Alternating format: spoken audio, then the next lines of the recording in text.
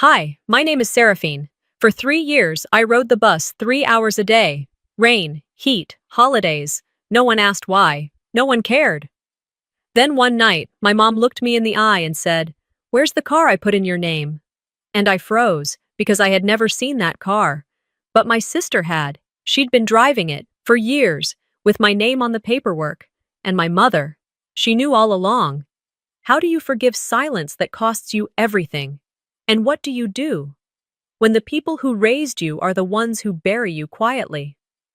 The morning sunlight crept through the slats as I slid out of bed before my alarm, or maybe I was already awake, running through the day ahead in my mind. The routine never changed. Cold coffee in a chipped mug, a glance at my reflection, tired but determined, and then the familiar walk to the bus stop. At 38, I had long ago stopped expecting life to hand me fairness, but I never stopped expecting it to make sense. The apartment was quiet when I left, my footsteps soft against the worn carpet. The Sacramento air was still damp with dew, carrying the faint scent of soil after last night's drizzle. By 6:15 a.m., I was already standing at the corner of Fair Oaks Boulevard, waiting. The hush of dawn was broken only by the occasional growl of a car engine and the rustling of leaves overhead. I pressed my palms flat against the strap of my tote, rehearsing the mental checklist: wallet, work badge, bus pass, lunch. No mention of a car because I had never owned one. The bus arrived, groaning to a stop. I climbed aboard, nodding a polite morning to the driver, and found my usual seat by the window.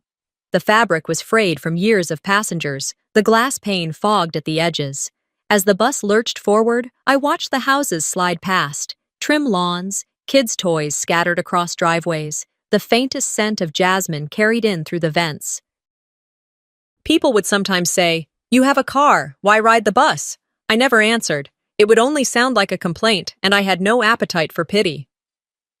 2 hours later, after a crawl through the suburbs and city streets, we reached downtown. My transfer bus was late, as usual, and I stood in the drizzle with other weary commuters before taking another 20 minutes into Midtown. By the time I trudged into the law firm's office, my blazer clung to me, damp with humidity. Marlene, the receptionist, gave me her usual look. Part pity, part judgment. "You're soaked again, Seraphine," she said, her voice drawn out like a sigh. I forced a smile.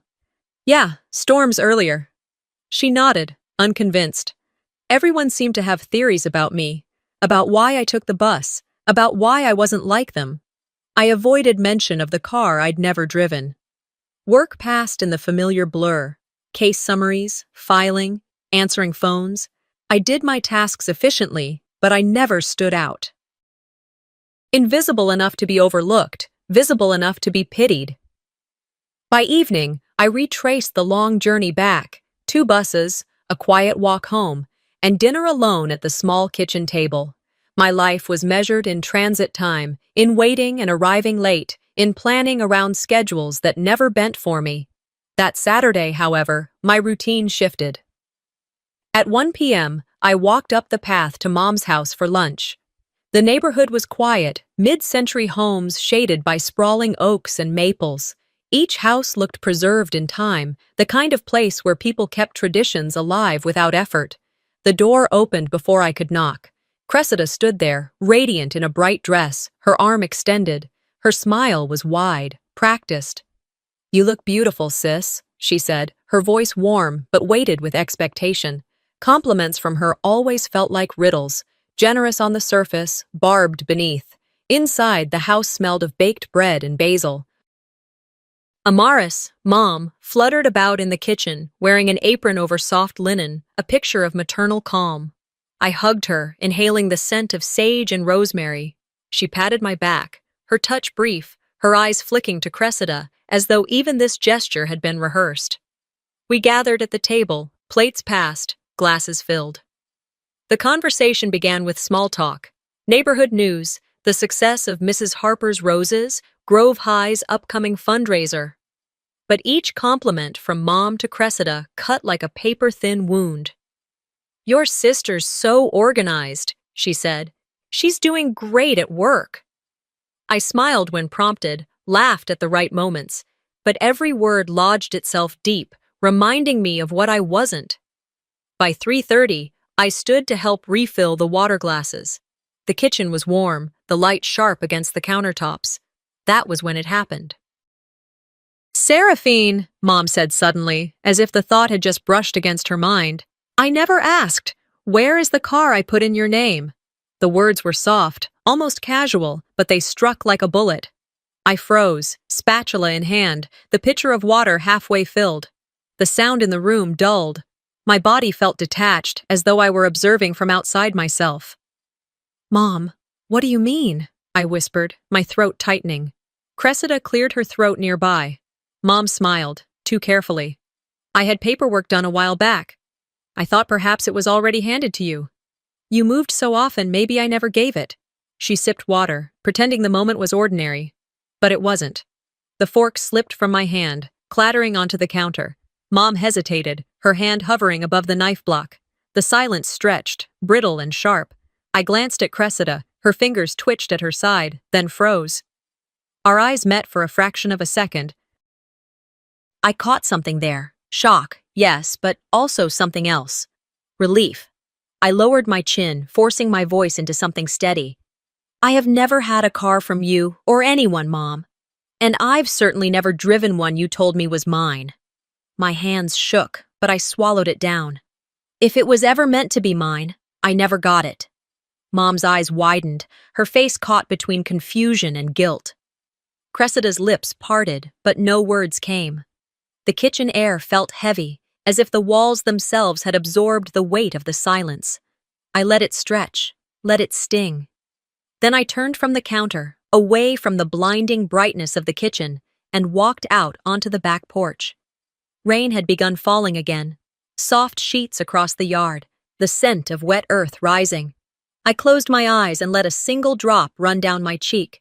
It felt cold, foreign, but honest. Inside, the laughter and clinking dishes blurred into muffled noise. For the first time in years, I realized something I couldn't yet say aloud. Life hadn't just been unfair, it had been stolen from me, piece by piece, in ways I was only beginning to see. And this was only the beginning.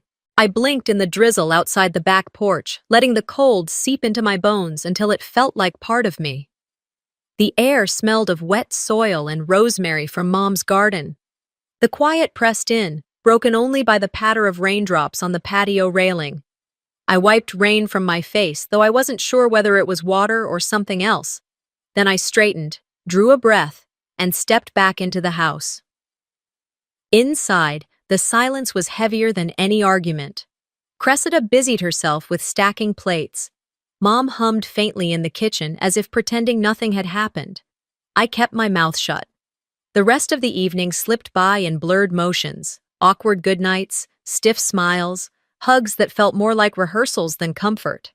My mind spun so fast it felt fragile, like one more thought might shatter me. When Monday morning arrived, I found myself on bus number 14 at 6:45 a.m.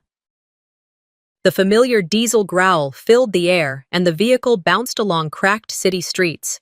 Rain lingered in tiny puddles, reflecting the dull glow of street lamps.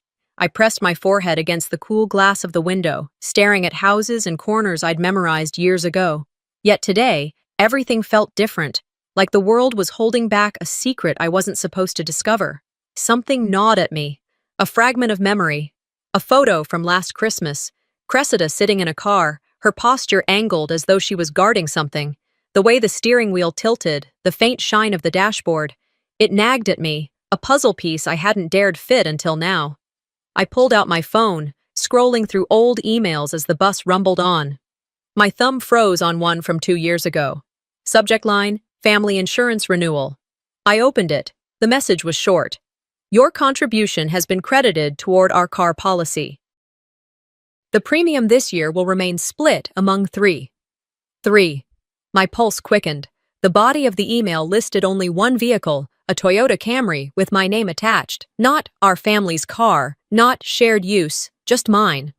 I scrolled down, staring at the figures. Month after month, I had watched money drain from my account into an insurance policy for a vehicle I never touched. A slow bleed hidden in plain sight. The betrayal didn't arrive with drama or shouting. It had come quietly, tucked into automated withdrawals and paperwork no one expected me to check. Betrayal wore the mask of routine. That evening, after a day of fumbling through legal drafts and nodding absently at coworkers, I sat at my kitchen table surrounded by silence. My apartment was modest, its walls painted a neutral beige that never felt like home. The hum of the refrigerator was the only sound. I dialed the DMV. My hands trembled, but my voice came out steady. I explained what I was looking for, any record of a vehicle registered under my name. The woman on the line spoke kindly, but her tone was precise. Yes, we have a record. Registration number ending in 2415. Vehicle 2016 Toyota Camry. Title holder Seraphine Beckett.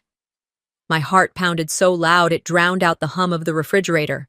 My name. On official record, tied to a car I had never seen, never touched, never driven. Are you certain? I asked, though I already knew the answer. Yes, ma'am. It's registered and active, renewed last year. I closed my eyes, forcing air into my lungs. My whole life of trudging through storms, waiting at bus stops, juggling transfers, walking miles after dark, all while the car that was supposed to carry me forward had been out there. Somewhere, driven by someone who wasn't me. I hung up and leaned back in the chair, staring at the ceiling as though answers might spill from the plaster. Images filled my mind. Cressida's bright dresses, her confident smile, the way she slid effortlessly into conversations about promotions and parties. I imagined her sliding behind the wheel of my car with the same effortless grace, headlights cutting through the night as I stood under a flickering bus stop lamp. Anger burned, sharp and hot, but beneath it was something colder. Humiliation. Not only had I been cheated, I had been played for a fool. They assumed I wouldn't notice, that I wouldn't question the missing pieces. They assumed I would ride the bus forever, silent and compliant. I rose abruptly, pacing the small space of my living room. The lamp on the coffee table cast long shadows over the stacks of papers I had already begun gathering, old emails, insurance statements, bank withdrawals, and now the DMV confirmation. Each page was a thread. Together, they formed a noose. I whispered to the quiet room, "They think I'm naive. They think I won't fight." But I wasn't shouting. I wasn't even trembling anymore. I was planning. This wasn't a story of miscommunication. This was theft, deliberate and silent. It was time to follow the paper trail wherever it led. I sat down again, spreading the documents across the table with deliberate care. Each detail mattered. Each date, each number, each signature. If they wanted to play me as the background character in my own life, they had miscalculated. For the first time in years, I felt awake, and I was ready. I didn't pause after that night, didn't give myself the luxury of pretending nothing had changed. Sleep barely touched me. My mind spun, restless, chasing shadows through memory until the alarm cut through at dawn. When I finally stepped onto bus number 14, Sacramento was still damp from the night's rain. The pavement gleamed with thin ribbons of light as morning traffic pushed against the dark. I sat in my usual seat, pressed my head to the glass, and let the vibration of the engine hum through me. But inside, everything was sharp, unsettled. Mom's voice replayed again and again. "Where's the car I put in your name?" The way Cressida's eyes widened at that single question, the sudden hush in the kitchen that followed, as though someone had cut the sound from the room. I wanted to believe it was nothing, that the tension was just nerves, coincidence. But it felt too deliberate, too rehearsed, a performance that slipped in the wrong scene. My phone buzzed against my thigh. A notification blinked on the screen. Instagram. I almost ignored it, but habit won. The app opened, my feed scrolling to the top. There she was. Cressida. The photo stopped me cold. Posted exactly 2 years ago.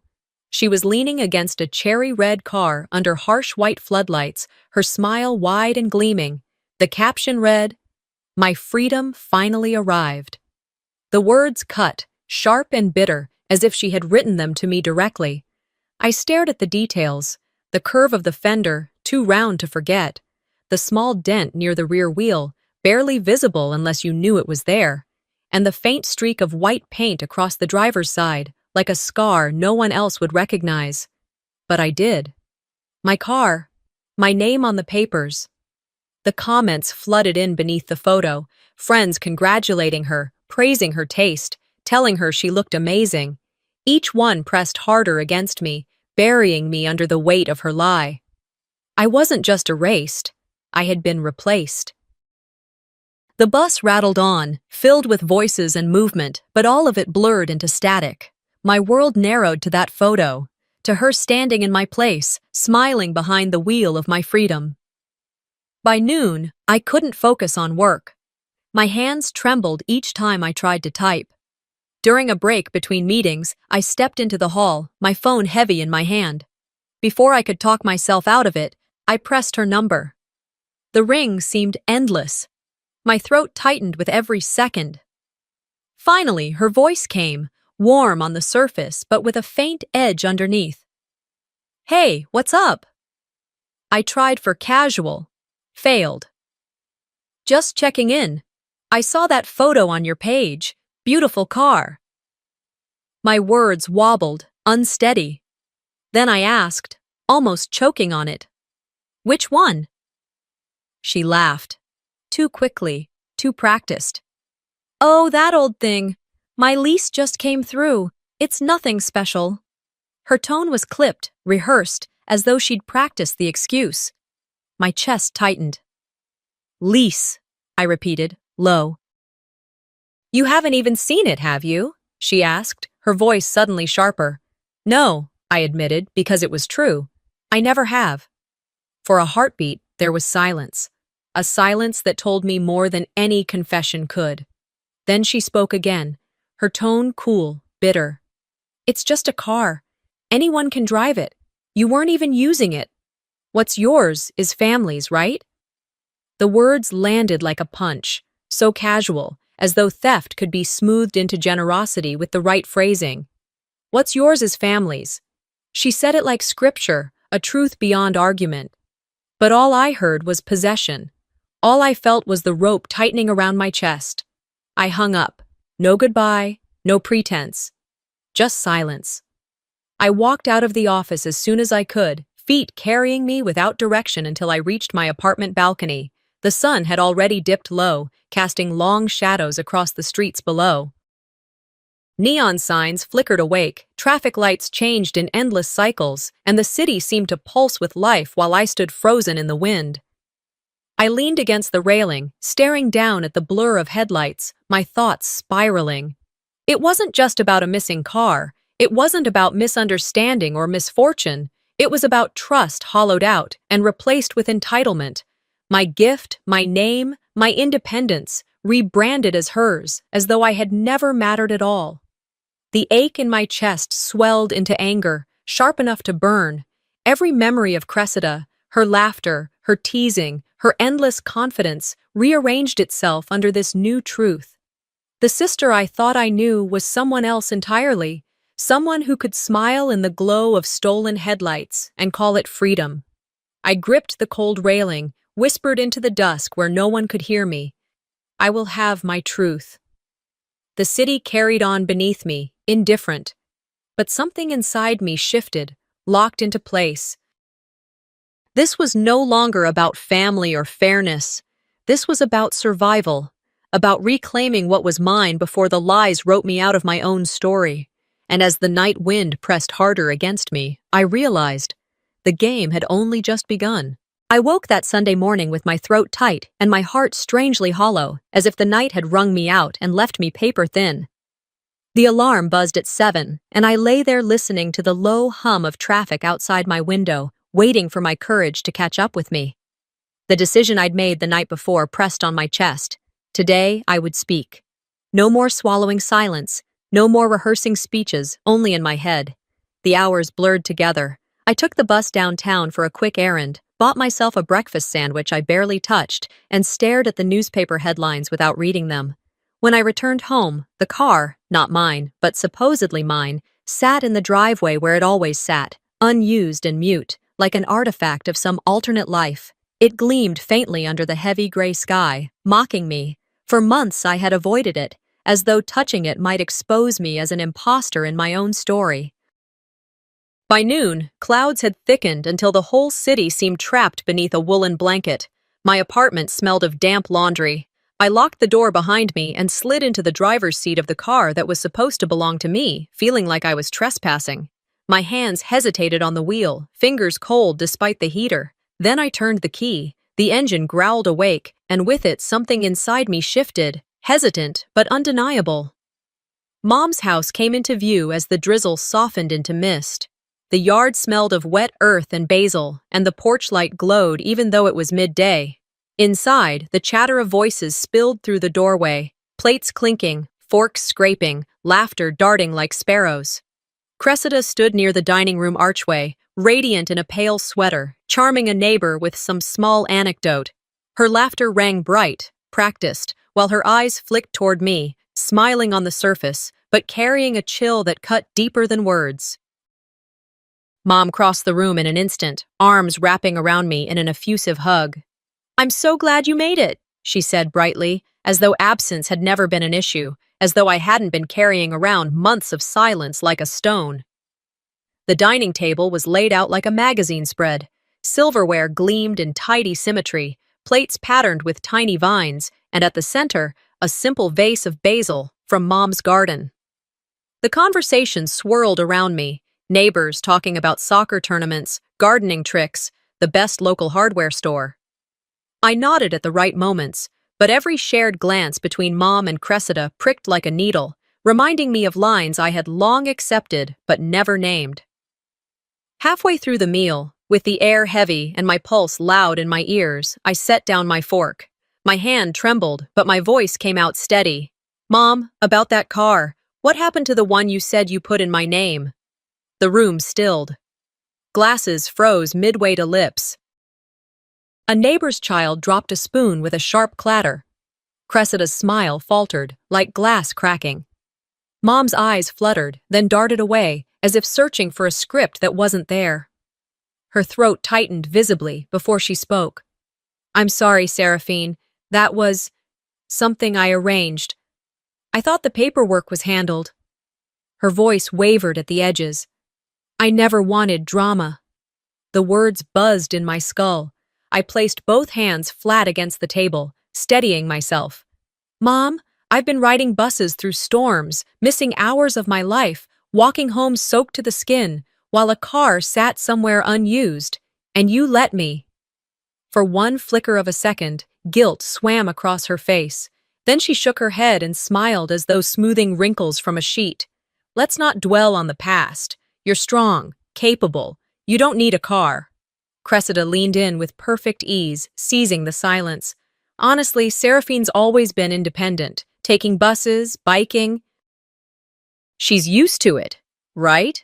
Her tone was honey over steel. A few neighbors chuckled, awkward and uncertain, their laughter bouncing around the room like rubber balls. My stomach twisted. Mom shifted uncomfortably. Her fork rattled against her plate. "Let's just enjoy lunch," she murmured. "No need to dig into old things." Her plea for neutrality only underscored the divide. After the meal, while the others lingered in small talk, I slipped into the kitchen. Mom stood at the sink, rinsing a glass. Steam rose around her wrists.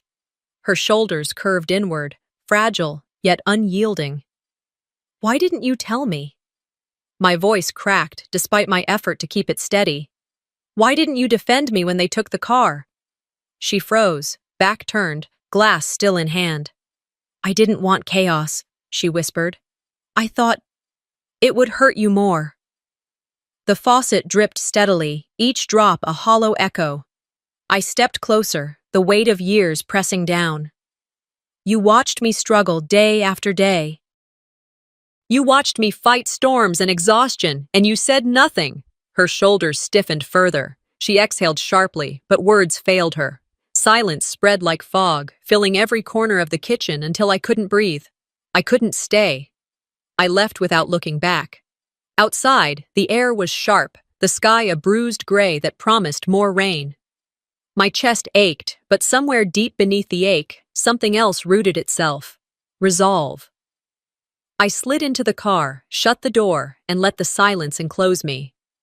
My reflection stared back from the rearview mirror. Not the quiet daughter who swallowed words, but someone who had drawn a line, invisible until now. A line I refused to erase. And though no one else could see it, I knew I had crossed it. The late afternoon light had a muted, washed-out hue, the kind of gray that seemed to blur the edges of the world. I stepped outside and felt the chill of the air press against my skin. My heart was still unsettled, pounding in a rhythm that seemed louder than the traffic rolling down the damp street. The confrontation from earlier replayed in fragments, expressions, words, silences that cut deeper than shouting. I gripped the steering wheel as I drove to the charity event, each red light a reminder to breathe, each passing block a test of my composure. I parked a block away from the venue, unwilling to make a grand entrance. False style wasn't what I needed. My shoes struck the wet pavement in steady, deliberate beats as I walked, the lingering scent of rain clinging to the evening. By the time I reached the entrance, I had forced my posture straight, shoulders squared, mask of calm in place. The ballroom welcomed me with a soft glow of chandeliers reflecting across polished wood floors. Conversations swirled around me, polite laughter, practiced greetings, the delicate clinking of glasses. A live jazz trio filled the air with a rhythm that seemed both soothing and detached. My colleague, Nina, spotted me near the hors d'oeuvres table. Her smile was genuine, warm in a way I couldn't return. "You made it," she said, brushing a lock of hair behind her ear. "I did," I answered with a small nod, as if the act of showing up was a victory. We stood together for a moment, trying to blend into the crowd, and then my breath caught. Through the glass doors at the front of the venue, I saw it. The car. My car. It gleamed beneath the entryway lights, a perfect red sheen polished to invitation. The valet slid it to a stop, and from the passenger side stepped Cressida. Heels touched pavement, her hand smoothing the fabric of her dress with practiced grace. She radiated confidence, every inch a performance. The sight lodged itself in my throat like a swallowed stone. Nina followed my gaze, her eyes widening slightly. "That's a nice car." "Yeah," I murmured, forcing steel into my voice. "It suits her." The valet driver handed Cressida the keys briefly before tucking them away. Cameras gathered instinctively, clicking as she posed with the vehicle, her smile sharpened for attention. Guests clapped softly as though her arrival alone was entertainment. I stood still, watching from behind glass, heat burning in my ribs. To them, she was glamorous. To me, she was flaunting what wasn't hers. When she entered the ballroom, her heels struck the marble with a cadence that felt like mockery. Conversations shifted toward her orbit, admiration following wherever she moved. She passed so close I could hear the faint jingle of keys in the valet's pocket, and yet her eyes slid past me as though I were invisible. My chest tightened, humiliation like a spark against dry tinder. I excused myself and retreated into the restroom. The mirror reflected my taut jaw, the slight tremor in my fingers as I gripped the counter. Not tears, not tonight. What spread through me wasn't weakness. It was rage refined into clarity. The silence of the last months, the invisibility, the subtle erasures, they had all sharpened me instead of breaking me. When I left the event, I drove home in a haze of determination. At my kitchen table, I dragged an old file box from the closet, its cardboard worn and dusty. For years I had avoided it, shoving aside the paperwork that felt too heavy to face. Now, under the yellow glow of my kitchen lamp, I opened it. Inside lay the fragments of a truth others had tried to bury. Insurance statements, each one bearing my name, bank receipts showing my monthly contributions toward premiums, emails confirming policy details, always addressed to me. Canceled checks, the loops of my handwriting stark against faded paper. Every page whispered the same story. The car had never belonged to her. It was mine. I set up my scanner, the machine humming steadily as it consumed each document. On my laptop, digital folders formed like battlements. Proof, title, insurance, bank.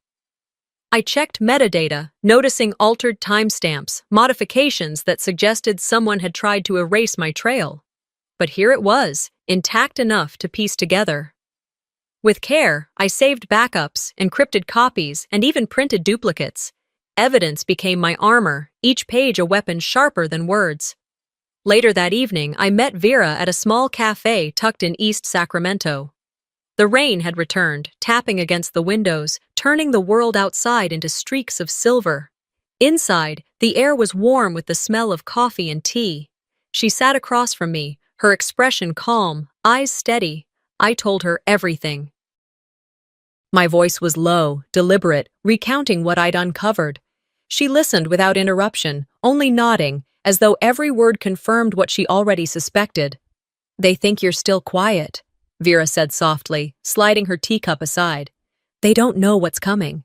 Her hand slipped into her coat pocket, and she pulled out a small USB drive. She pushed it across the table toward me. "Keep an off-site copy. Trust me, you'll want it." I hesitated, then took it, feeling its weight despite its size. My chest tightened with something that felt close to gratitude, close to fear. We stayed until the cafe lights dimmed and the staff began wiping down counters. Our voices grew quieter as closing time neared, the rain never ceasing outside. When I finally stepped into the night, the air was sharp and cool. I walked toward my car with the bag over my shoulder, its contents heavier than stone. But it wasn't regret that weighed me down. It was proof. And proof was power. I slid into the driver's seat, locked the doors, and sat for a moment under the glow of a street lamp. The city hummed faintly in the distance, but within me a new silence had settled, a silence that wasn't defeat, but resolve. The final pieces were gathering, and for the first time, I didn't feel invisible. I felt inevitable. I closed my apartment door behind me, letting the metallic click echo down the dim hallway. For a moment, I leaned against the wood, feeling the thud of my heartbeat in my chest. The USB drive in my coat pocket felt heavier than it should have, like a stone tugging me toward the ground. Every step I had taken to reach this point, every document pulled from dust and digital shadows, now pulsed against my ribs. The night smelled of rain and rust as I descended the stairwell and walked out into the damp city air. Street lamps burned pale, their halos blurred by mist. My shoes splashed through shallow puddles, and the silence of the neighborhood was broken only by the distant hiss of tires on wet asphalt. I gripped the USB in my pocket like a talisman. Each breath I took filled me with the certainty that the walls of secrecy were finally cracking. I had proof. I had voices stored in files. I had the past in ink and paper. Vera's apartment building stood ahead, bricks glistening dark from the drizzle. I rang the buzzer, pulse drumming in my ears. A pause. Then, the faint buzz of the lock. The door opened, and there she was, Vera, her frame outlined by the warm glow of her hallway light. Her expression was a mixture of resolve and regret, soft at the edges but heavy in the center, as though she had been rehearsing this moment for longer than I knew. "You look exhausted," she said, as she led me inside. "I am," I answered truthfully, my voice a low rasp. But I couldn't wait anymore. Her living room was quiet, except for the steady rhythm of rain against the windows. The scent of chamomile tea lingered in the air, soothing but somehow suffocating in the heaviness of what hung unspoken between us. She gestured for me to sit. I lowered myself onto the sofa, my body taut, my fingers restless. Vera stood by the side table, and I noticed her hand resting on a thick legal envelope. Her eyes, steady yet sorrowful, narrowed just slightly, as if she had crossed an invisible line inside herself. "We've kept too many things hidden," she said finally, her voice calm but weighted. "I should have told you long ago." She lifted the envelope and set it in her lap. "Your mother knew about the registration. She signed off so the car could be transferred to Cressida. She told me not to bring it up, said it would only cause drama in the family." The words sliced through me. My chest tightened. The floor seemed to tilt beneath my feet. Betrayal did not come with a loud crash. It was quiet, a scalpel more than a hammer. My mother hadn't been blind to it. She had been part of it. I pressed my palms into my knees, trying to anchor myself. "She knew?" The words tumbled out, sharp, metallic. "She did," Vera admitted, her throat constricting. She said it would be easier this way, that confronting it would only break you apart. I thought, I thought I was protecting you by staying quiet. I thought silence was mercy. Protecting me from what? I snapped, rising to my feet. My voice rang against the walls, foreign to my own ears. From truth? From my own identity? From realizing that the people I trusted most were willing to erase me? Vera's hands trembled as she pushed the envelope toward me. Her eyes glistened. I'm sorry, I stayed silent too long. These are records, insurance amendments, registration receipts, even a few bank memos. Proof. I kept them hidden, thinking I was shielding you. But I see now I only betrayed you further. I took the folder with shaking hands. The weight of the paper felt like lead. I couldn't hold back the flood building behind my eyes, but I swallowed the tears, forced them back, let rage forge them into steel instead. The room felt small, suffocating with the ghosts of words unspoken for years. I paced the floor, tracing the outlines of her wallpaper with my gaze, unable to stand still. That night, back in my apartment, I spread everything across my bed. Vera's folder, the documents I had collected, the USB files. A mosaic of lies and cover-ups stared back at me, every page another nail in the coffin of my old illusions. The air felt heavy with truth. I whispered to the room, to the silence, to the ghosts of all the nights I had stayed quiet. They'll hear me now. I drafted outlines in my notebook, rehearsed the words I would speak. I envisioned the confrontation like a performance, each document a prop, each revelation a spotlight cutting through their denial. My dignity, long buried under years of silence, rose within me like fire. 2 days later, I returned home to find an envelope slipped beneath my doormat. The handwriting was unmistakable, my mother's, careful and deliberate. My breath caught as I opened it. Inside was a card, an invitation to Cressida's birthday dinner. I stared at the script, my heart ticking faster, not with dread but with clarity. Perfect timing. That evening, I prepared. I laid out the clothes I would wear, tested the lighting in my apartment as if rehearsing for a stage play, backed up the files to 3 separate drives, and hid them in places no one would think to look. Every detail I had overlooked before, I addressed with precision. No more accidents, no more silences. Before bed, I stood before the mirror. My reflection looked both familiar and foreign. The shadow of the silent child I once was overlapping with the figure of someone sharper, stronger, unafraid. My chest rose with steady breaths. You taught me to survive in silence, I whispered to the reflection, to the past that had shaped me. My hand gripped the edge of the sink, firm. Now I will speak louder than ever. The night was still outside my window, but inside me, storms gathered. The truth was ready to be unleashed, and I would not let them silence me again. A week passed in restless preparation. Each day dragged like a weighted chain, but my nights offered no rest either, only shallow dozes broken by jolts of unease. I counted the hours until Cressida's birthday party, my mind rehearsing possibilities like trial arguments. Evidence piled on my desk, neatly stacked but loud in implication, demanding to be heard. I told myself that if the truth was going to rupture our family, then I would not be the one guilty of silence. The morning of the event arrived wrapped in gray clouds, the kind that seemed to press low over rooftops as though the sky itself anticipated a storm.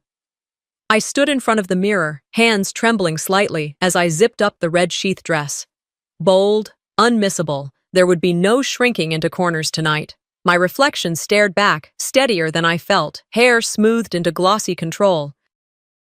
I slipped a slim clutch under my arm, its satin lining concealing not lipstick or perfume, but flash drives and paper copies, my arsenal disguised as accessories. By 7:15 p.m., I arrived at the suburban Atlanta hotel where the celebration unfolded. Valet attendants whisked cars away in quick choreography. I noticed it immediately, even before stepping out of my ride, the gleaming red car under the canopy lights. The same car that haunted my insurance statements. The car registered under my name, paraded now like a trophy of someone else's. My pulse quickened, though my face betrayed nothing. The lobby brimmed with evening glamour. Guests in sequined gowns and tailored suits floated across marble floors, their laughter echoing against high ceilings. Soft music drifted from hidden speakers, smooth and unhurried. At the entrance to the ballroom, Cressida stood radiant in silver sequins and pearls, offering hugs that looked genuine enough to convince anyone who didn't know her armor was stitched from performance. Mom hovered beside her, every hair perfectly in place, every smile calculated. I slipped into the line, my happy birthday spoken in a quiet tone that landed without warmth. They returned my words with nods, nothing more, already pivoting to the next guest with their carefully scripted affection. It no longer hurt. The numbness had crystallized into resolve. Inside, the ballroom glittered with chandeliers and votive candles. The low hum of conversation swirled around tables set with fine china and champagne flutes. I found my seat near the back, far enough from the spotlight yet close enough to observe. A wrapped gift box rested in my lap, outwardly festive but heavy with something far sharper than celebration. My fingers brushed over the ribbon as though rehearsing the unwrapping, rehearsing the moment I would detonate the quiet lies that bound us. When Mom rose to toast, her voice carried smoothly through the room. She praised Cressida's hard work, loyalty, and grace, weaving a portrait of daughterly perfection that drew applause. My chest tightened, but I smiled faintly, letting them believe I was clapping for the performance rather than measuring its falseness. Then came the call for gifts. Guests cheered as Cressida received jewelry, designer purses, and carefully curated tokens of affection. Finally, the MC's eyes swept toward me. The room seemed to tilt, a hush threading through the crowd. I stood, the red dress catching light as though I had stepped into the center of a stage. I tapped my glass, the chimes slicing through conversation. "May I have your attention, please?" My voice didn't need to be loud. The anticipation carried it further than volume ever could. The chatter stilled, and I walked to the podium, gift box in hand. "This," I began, placing the box before me, "is not a birthday gift. It's a return."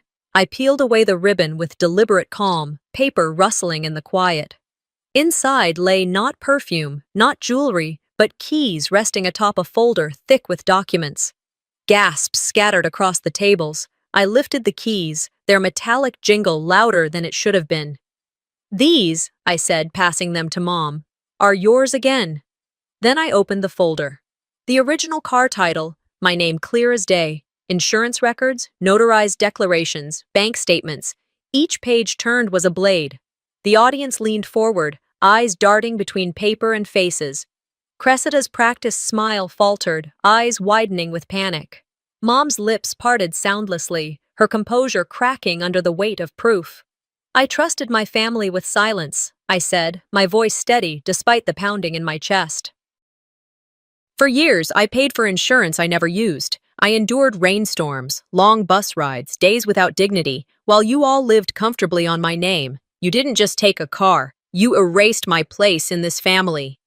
A ripple of unease spread through the crowd, glasses lowered, whispers began, then died under the tension. I raised my phone, scrolling through saved messages between Vera and Amaris, read aloud to the stunned room. "She was never supposed to question. I put her name there so she'd never ask. If I say anything, it'll all fall apart." The words dropped like stones into silence. I showed the screen, then laid down the final sheets of bank and insurance records, the puzzle completed. Cressida slumped in her chair, sequins dull under the lights. Mom raised a trembling hand to her mouth, eyes darting desperately between me and the crowd, but there was no script to rescue them now. "You all watched me struggle," I continued, scanning the faces around me. "Not one of you asked why I didn't drive, why I always carried myself through storms. You saw sacrifice and mistook it for obedience. You saw silence and mistook it for consent. That ends tonight." I closed the folder, left it on the podium, and stepped down. The air felt electric, brittle with unspoken questions. My heels clicked across the ballroom floor, a sound sharper than applause. Behind me, murmurs rose, fractured and hushed. I didn't look back. Not once. The gift wrap lay abandoned, the glittering lights dimmed in my periphery. I walked out into the cool night air, into freedom that tasted almost metallic on my tongue. Whatever storm followed, I was ready. I walked into my apartment in Atlanta just after midnight, the hum of the birthday party trailing me like a shadow I couldn't quite shake off. The sound wasn't real anymore. It lived only in the corners of my mind, echoing with every clink of glass, every false laugh, every word that cut sharper than it should have. The hallway outside had been quiet, the elevator ride slow, and now the stillness of my home pressed against me, dense yet oddly comforting. For once, silence wasn't suffocating, it was waiting. I set my clutch down on the kitchen counter and carefully unzipped it, sliding out the stack of documents I had guarded all evening. My hands moved with intention, almost ritualistic, as I tucked them into the drawer I had cleared earlier in the week. Insurance papers, registration, titles with my name printed bold and final, proof that I existed on my own terms. When the drawer clicked shut, a tiny exhale escaped me, as if that sound sealed more than just paper. It sealed a decision. The lamp in the corner buzzed faintly as I switched it on. Its warm glow softened the sharp edges of the apartment, turning the white walls into something resembling sanctuary. I stood for a long moment in that half-light, breathing deeply, feeling the invisible rope inside me, tightened for years, start to loosen, strand by fragile strand. At the dining table, my phone glared up at me. 8 missed calls from Amaris, 2 from Vera, none from Cressida. The absence struck me harder than the presence. My thumb hovered, uncertain, before I swiped across the screen, erasing everything except Vera's messages. She was the only one whose voice I still wanted to keep near, even if I never answered. The rest I left unread, ghosts I refused to resurrect. I poured myself a cup of coffee. Dark, no sugar. The steam curled upward, slow and steady, a thin gray ribbon that seemed to mirror my own breathing. I caught sight of my reflection in the glass window behind the cup. The woman staring back wasn't the same one who had boarded the bus every day, shrinking into herself, praying not to be noticed. Her eyes were darker now, yes, but steadier, too. There was no apology left in them, only decision. With deliberate finality, I opened the family group chat, thread after thread of passive remarks, demands disguised as obligations, judgments dressed as advice, the endless chatter that had kept me tethered, shamed, and cornered. One press of my thumb, and the entire history vanished. I expected panic to rise. It didn't. Only stillness remained, like clearing a room of stale air. Outside, headlights cut through the night as cars sped down the street, their drivers oblivious to the life unraveling and reforming above them. The streetlights flickered against the rain-washed asphalt. I whispered into the empty room. I finally chose me. My voice trembled, but the words didn't. They hovered in the air, firm and undeniable, the truest thing I had spoken in years. The phone buzzed again, loud against the table's surface. For a moment, instinct took over. I almost reached for it. But when the name flashed, Amaris, my chest tightened, then steadied. I let it ring, let it fade into silence. A voicemail followed, her voice breaking into sobs, stammering words between gasps. I didn't know. I didn't mean. Come home. Each syllable clawed at me, begging for the old me to resurface, the one who would forgive, excuse, fold herself small enough to fit their comfort. But that woman was gone. My finger hovered for less than a breath before sliding across delete. Her voice disappeared into digital dust. The ache that followed wasn't sharp. It was dull, heavy, the weight of finality. Not shock, not triumph. Just the quiet knowledge that a chapter had closed and I would not reopen it. I rose from the table and pulled a duffel bag from the closet. Into it went clothes, my laptop, the backup drives that held my work, the essentials of a life pared down. This wasn't an escape bag. This was a beginning bag. Earlier that week, I had signed the lease for a small studio near my office, modest, unremarkable, but mine, a place I could walk to or ride the short bus route if I chose. Independence, measured not in miles, but in ownership of my steps. From the back of a drawer, I dug out my bus card. Its blue stripe was scuffed from years of swiping, years of dependence and endurance. I stared at it, feeling both gratitude and bitterness. Then I set it on the floor and pressed my heel down until it cracked. The pieces lay jagged and silent, like broken chains. I slipped them into an envelope, scrawled 4 words across the front, "Not defined by this anymore." The envelope went into the recycling bin, buried among yesterday's newspapers and empty cartons.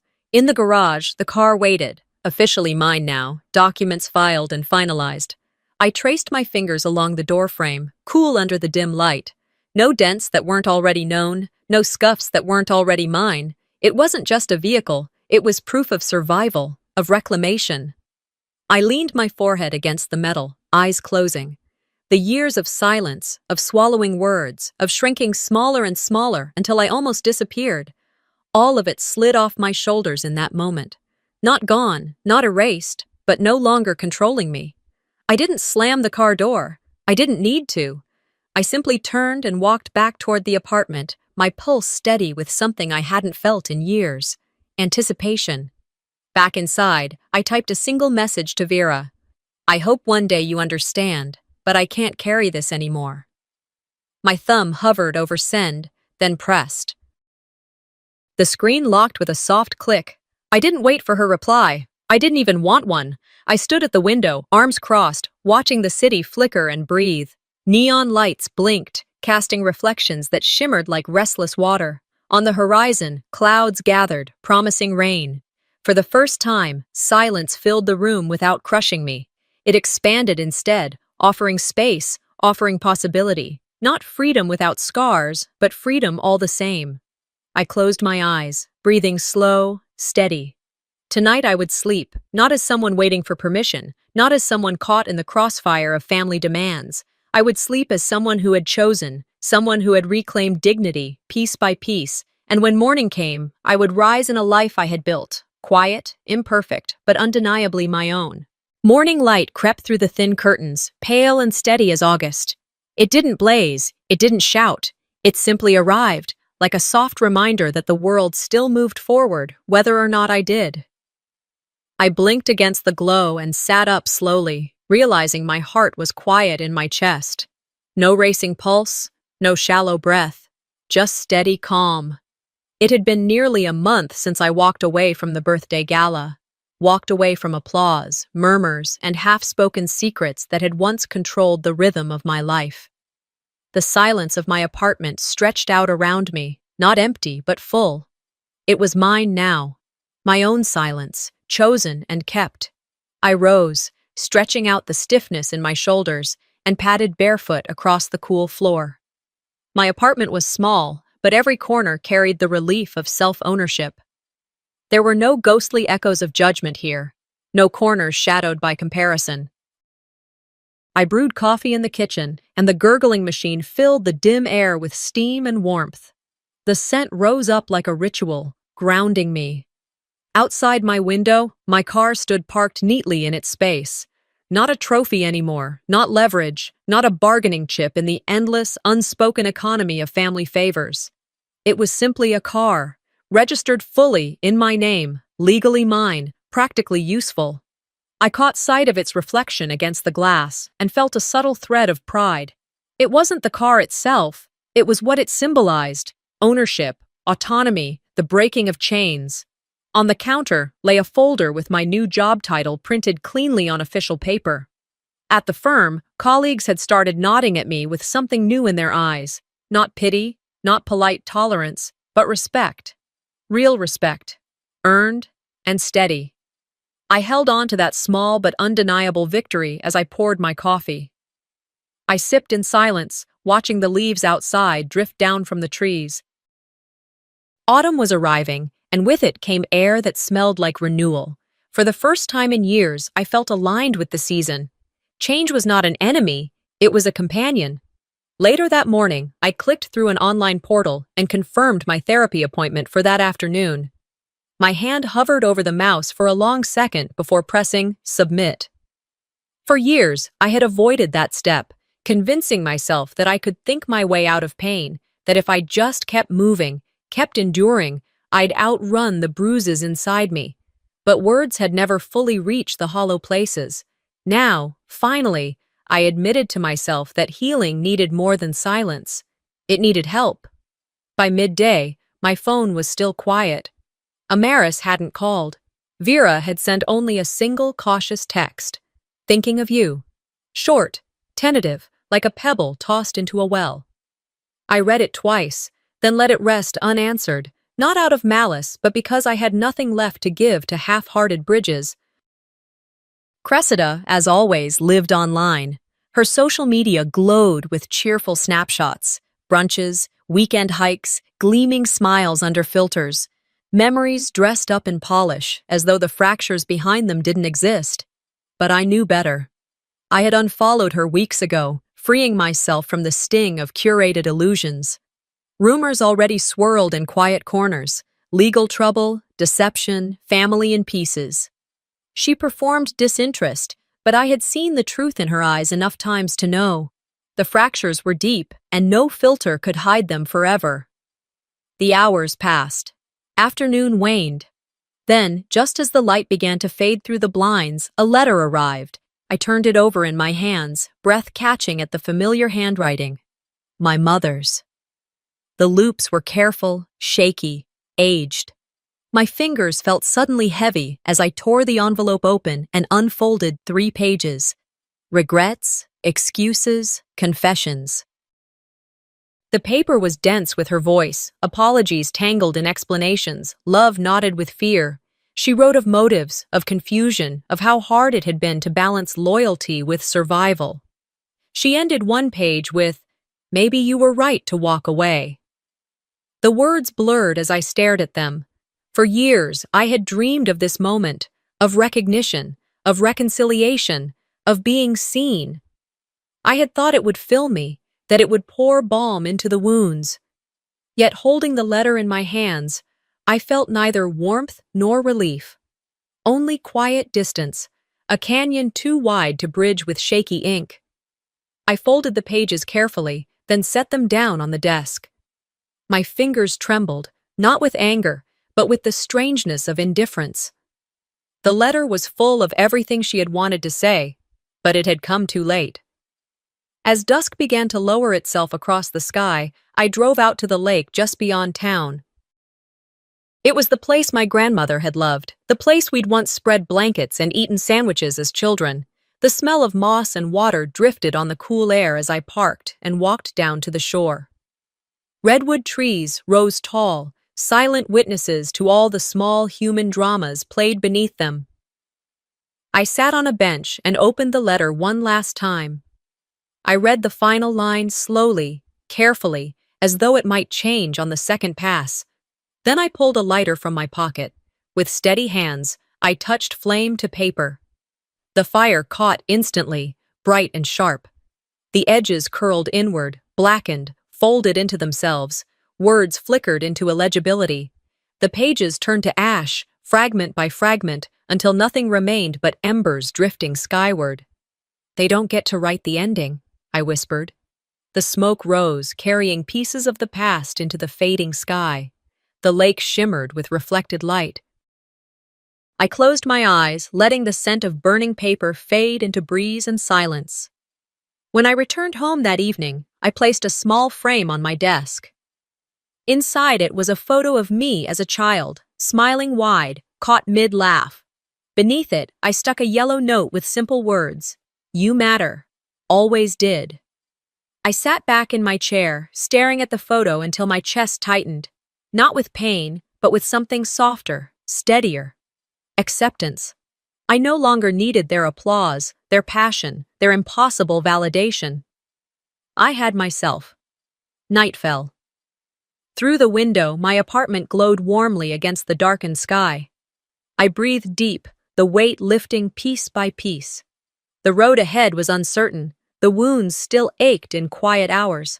But I had reclaimed what mattered most. I had peace, not perfect, not eternal, but mine. Sometimes, the people who should protect you are the ones who hurt you most, quietly, consistently, without apology. This story isn't just about a car. It's about what we let slide in the name of family and the courage it takes to finally say, enough. Have you ever stayed silent just to keep the peace? And did it cost you more than you realized? Share your thoughts in the comments. I'd love to hear your story. If this resonated with you, don't forget to like, subscribe, and turn on notifications. More powerful family stories are on the way.